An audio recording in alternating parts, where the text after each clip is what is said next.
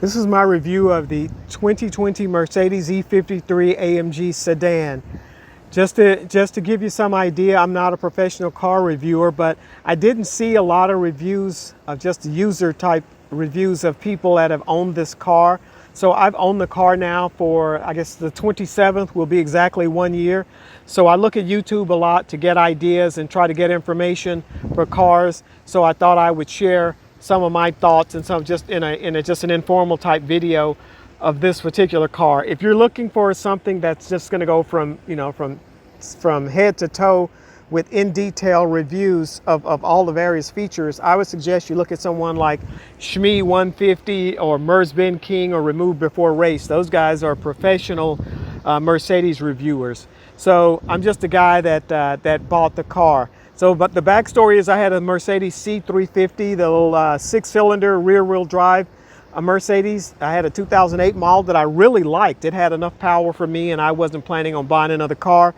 I was in an auto accident right before Christmas last year, and the car ended up being totaled out, and then the insurance company gave me money, so I needed another car because I have to ride executives and stuff around. So I went back to the dealer, and I went there thinking I was going to leave with an E63S because that's what I really wanted, and I'm still going to get.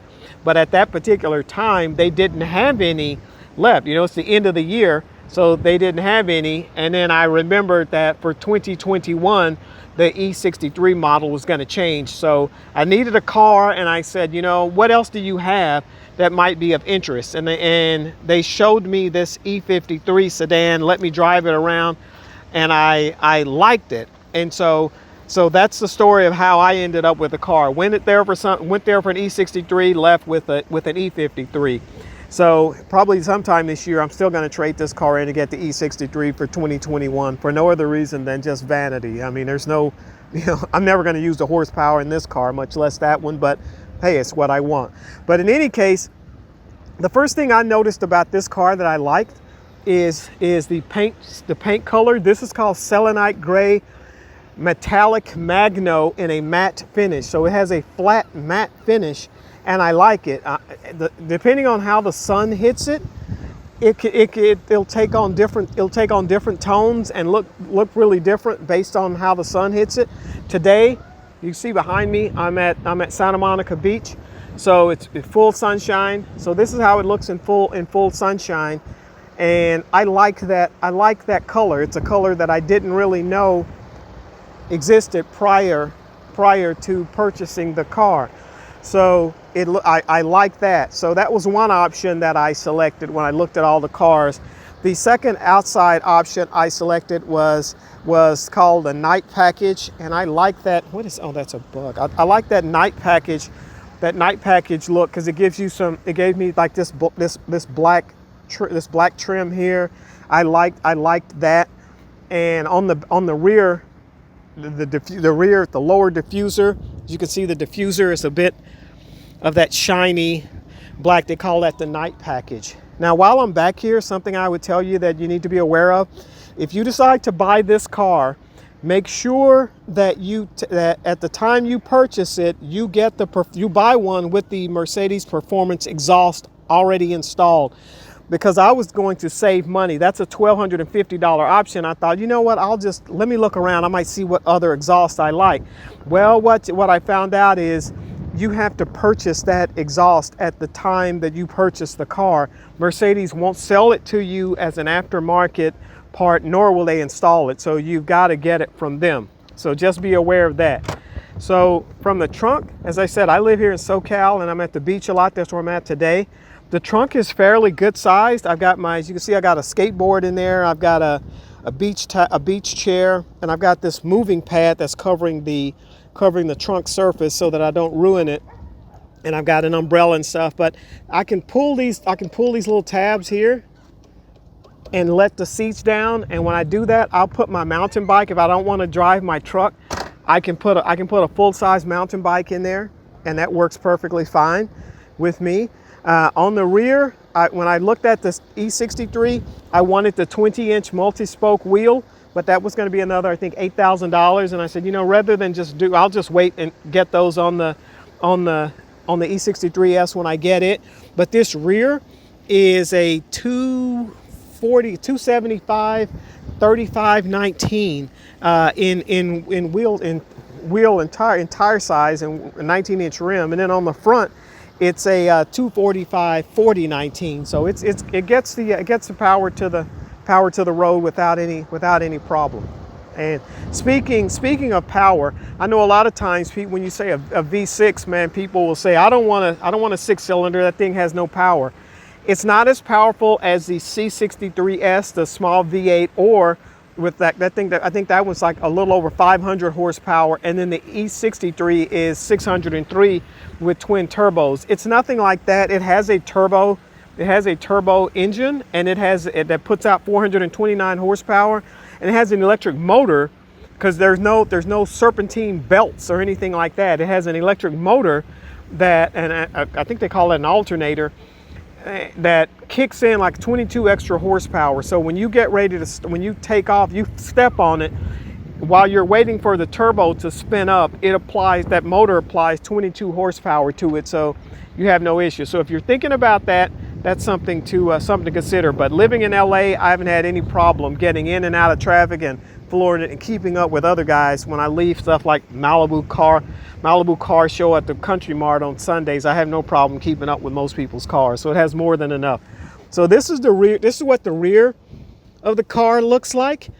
It can come standard with black seat belts. I wanted the red, so they actually had one with this model with red. I didn't pick the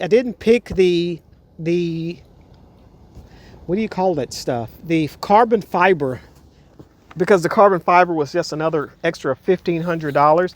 But this is what the rear of the car the back seat of the car looks like. As you can see, I'm not very tall, so I can sit here perfectly fine and have plenty of space. If you've got larger friends like I tend to have, I've had guys in here that are, I've had 2 guys in here that are both, one was 6'2" and the other one was 6'4", and they had no problem.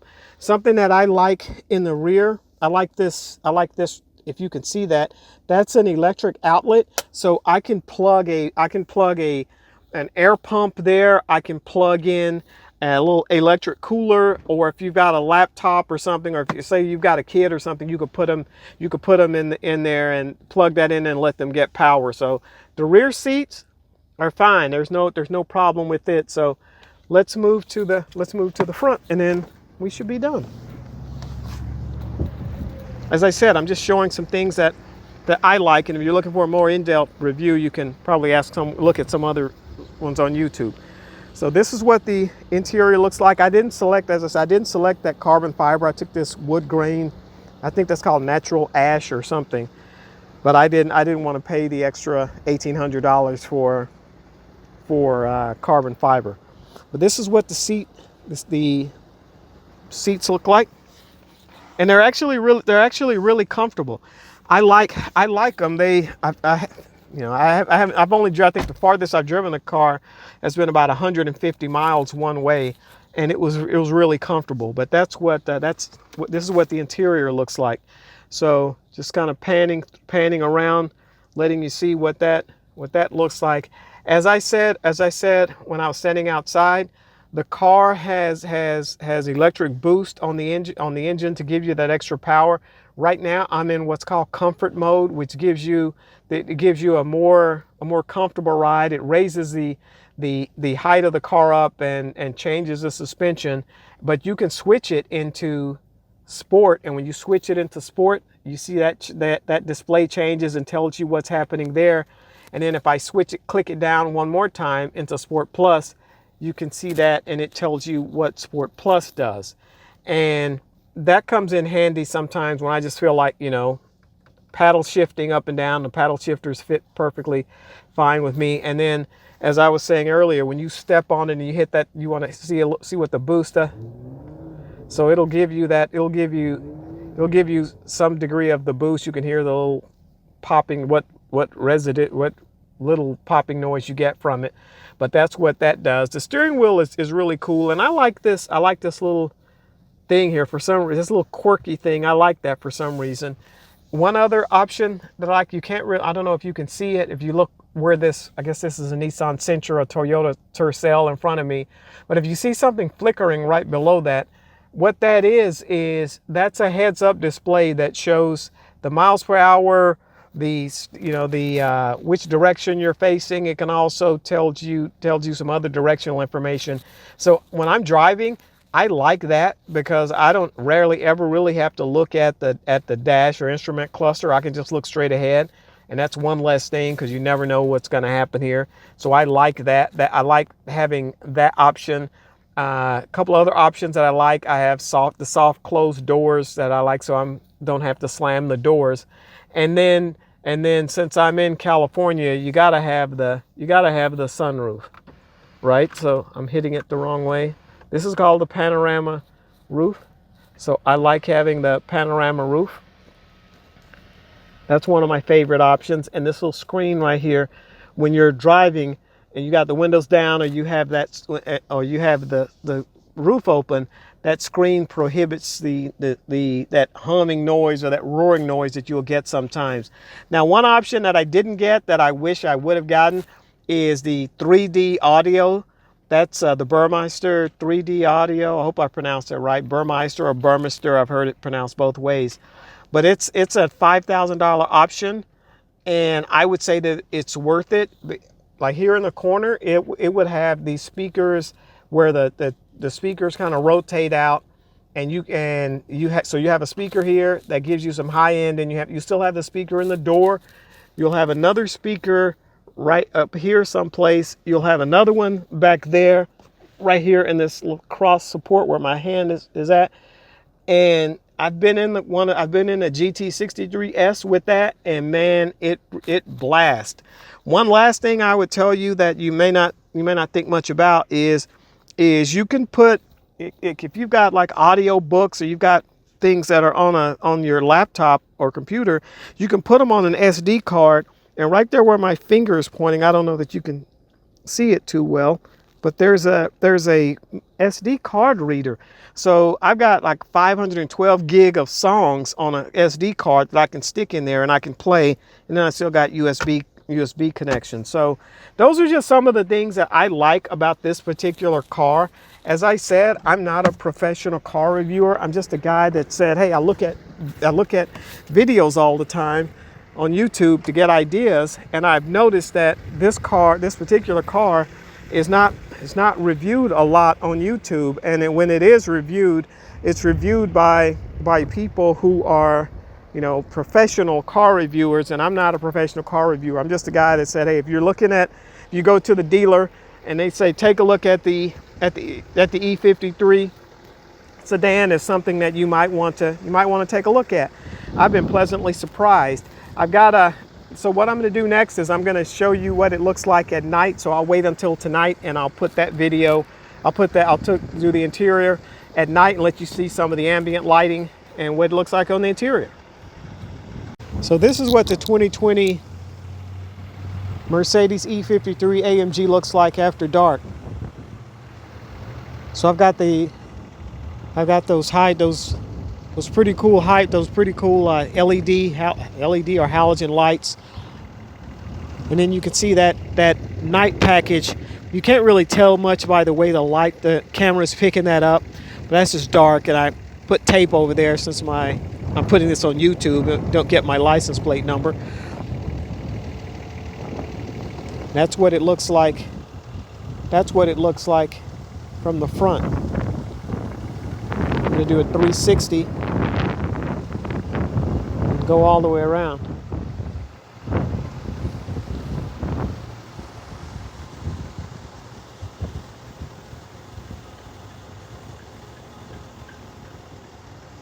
So in one shot, there it is. So at night, there's really not a whole lot that you can see after dark. But I wanted if someone's thinking of buying it, I wanted them to see what the car would look like after dark, as well as during the day. So that night package, what you'll notice, I skipped by it, but this chrome or silver piece is still there. I like that trim, but I bought the night package, and the night package makes this diffuser. It blacks that diffuser out, and then the trim around the windows is black.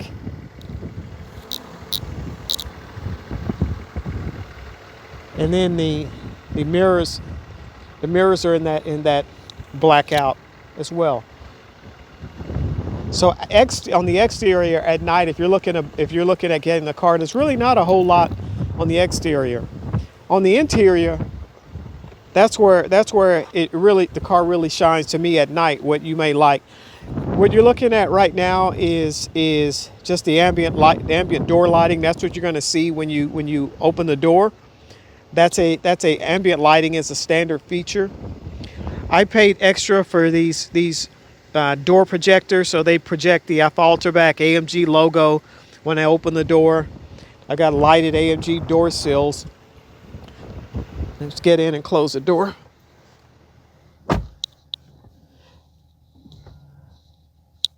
So now this is what it looks like with the ambient lighting on from the driver's seat. Now I've got it set on blue. You can change it to other colors if you like. For some reason I'm just kind of stuck on the blue, although all the car accents I've selected are red to make it stick out some. And I've got the classic logo or displayed, so you can actually change as I showed earlier. You can change the way the dash looks in terms of the display. But this is what the front seat looks like, ambient lighting.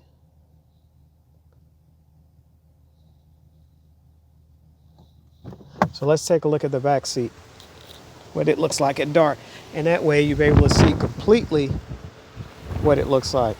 In case you're wondering, I'm directly across the street from my house at a parking garage here in Beverly Hills. That's a Beverly Hills City Hall, and Hollywood Hills back there for anyone looking for some geography lessons. But this is on the rear door. On the rear door, that's what it looks like. It doesn't have that rear door Altback logo and door sills, lighted door sills on the rear wasn't an available option.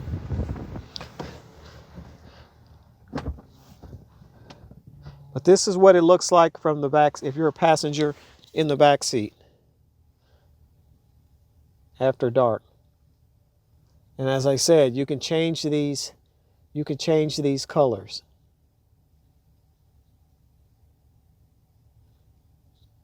It's a little bit of a mood. It's a bit of a mood setter, actually. I like that. You might like it too. But that's one of the little aesthetic things. Remember, I said that what I like is the combination of aesthetics and performance and luxury. The car rides like a true luxury car, which as well it should. So that's the 2020. That wraps up my 2020 AMG E53 review for 1 year. So I've enjoyed having the car for 1 year. It's been fun to drive. It's been fun to own. I haven't done a whole lot in it, but this is my daily driver. And if you're thinking about getting one, I would say go for it. So it's been certainly worth it to me. So good luck, and if you have any questions about anything that I haven't covered with the car, just feel free to let me know. I'll be happy to answer. Until next time.